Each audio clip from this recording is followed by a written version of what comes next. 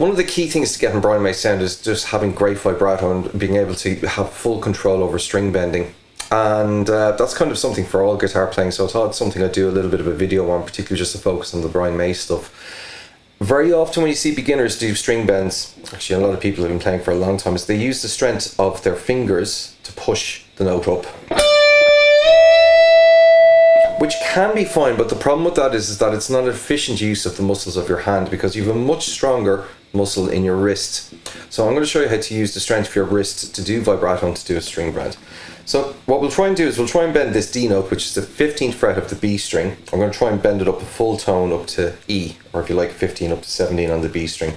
And to get that wrist to work that note, we're going to give the guitar a handshake. It's usually about 2 or 3 frets behind, depending on how big your hand is.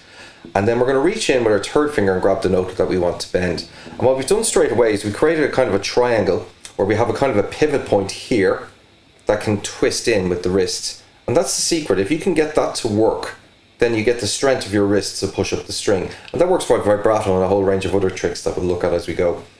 So here's how we do it. So we reach in, we grab it here, and we do need some strength in our fingers, but our strength is kind of differently deployed than just bending the string.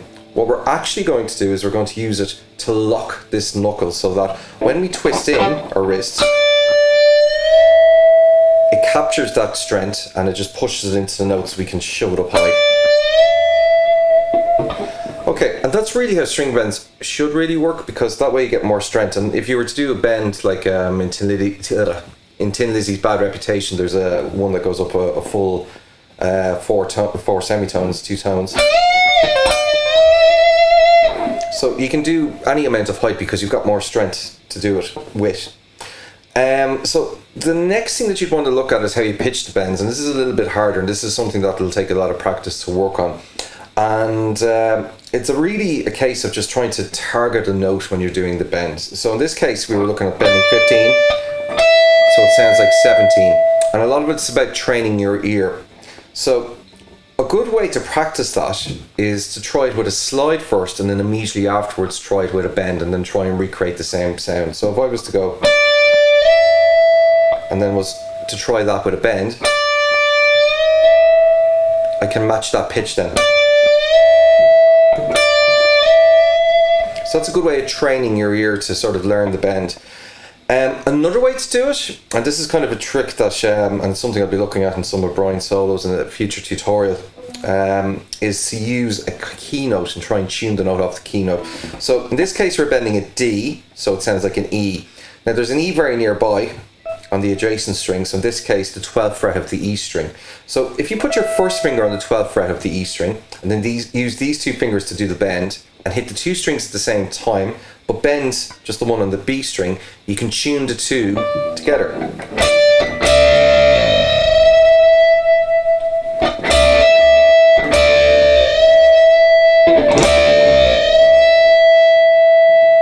Now, this is actually a technique in and of itself, because until you hit that note, until you hit the same note that the one you're fretting here, I mean, there's a bit of distance. The note sort of shakes off each other, and that's sort of something that you can do to create a nice scream. So, you know, this is a good technique to learn from that point of view, because that happens in a lot of solos as well. I suppose the most famous one is in Show Must Go On, so you get this sort of...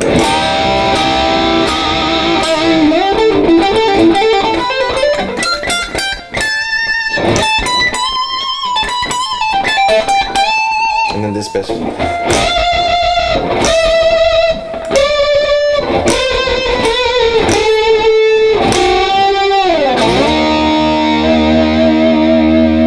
it's something that Brian May uses himself just as an effect in solos as well.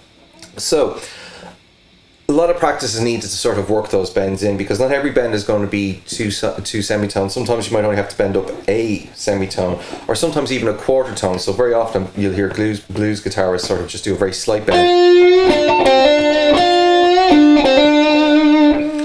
And it does happen a little bit in Brian May stuff, I think particularly in Tie Your Mother Down, so it's worth sort of practicing that too. But if you can try and learn one song to get your bending right, check out Gary Moore and Phil Lynnett's song Parisian Walkways. There's plenty of tutorials on the internet on how to play it. I'll just play a little piece of it here, because the whole song is string bending.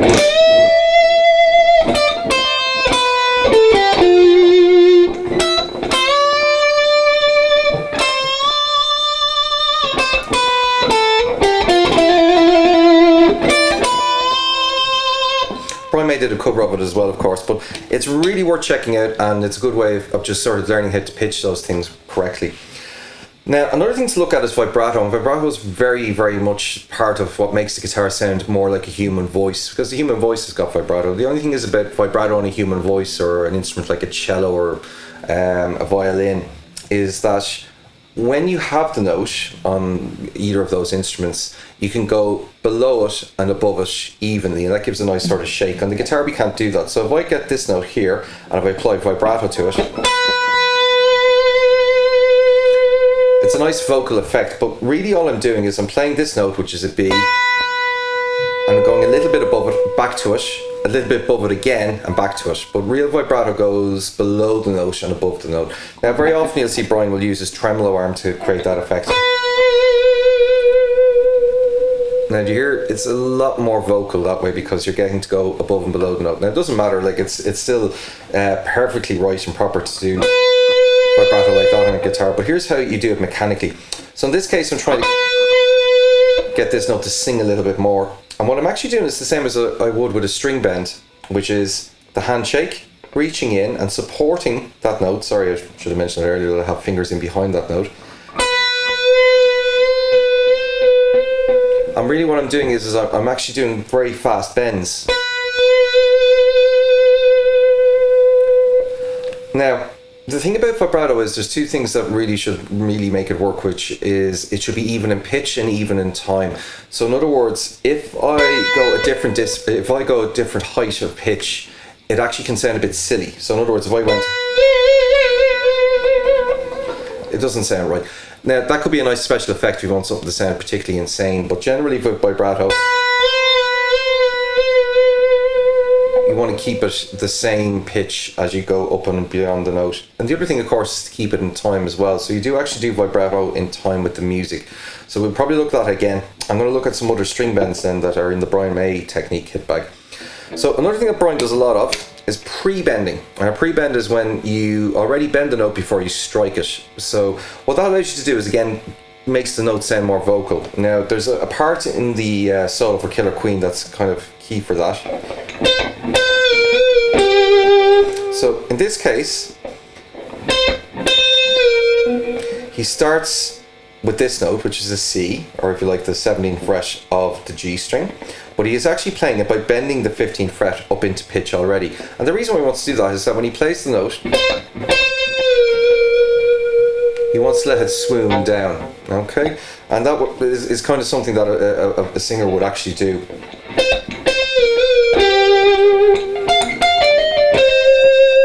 So how do you practice that? Not as easy as just actually practicing a bend, and it's kind of trial and error. So what you might try is play the target note first, which in this case is the high C, and then try bend the string without plucking it and see how close you get, and just try and match between the two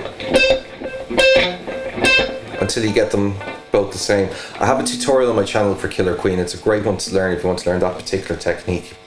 Now the final one that's related to string bending, and it's a little less common but it does happen, which is using the tremolo arm to do a string bend. Now the most I suppose the most obvious example of that is the live version of the solo to the Queen song Save Me, which starts with something that isn't on the recorded version. I'll just quickly play it.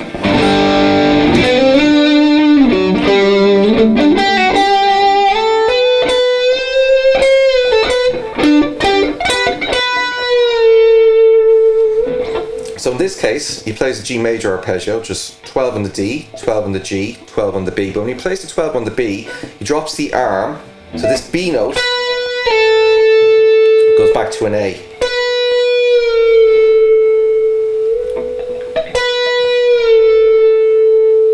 And again, it's just trying to make it sound a bit more like what a singer would try and accomplish with that same piece. So those are a couple of tips for trying to get bends like Brian. I might have a look at coming up with some exercises that might drop in some of the songs. I'm working on a lesson right now for the solo for Breakthrough. I did a cover of that basically, nearly broke me because it was so hard to get right. But I want to share some of the learnings I got from actually learning that song with you guys. But key to that is being able to do those type of bends in pitch and in key, and particularly those ones where you have a sort of a pedal note below the string, because the solo starts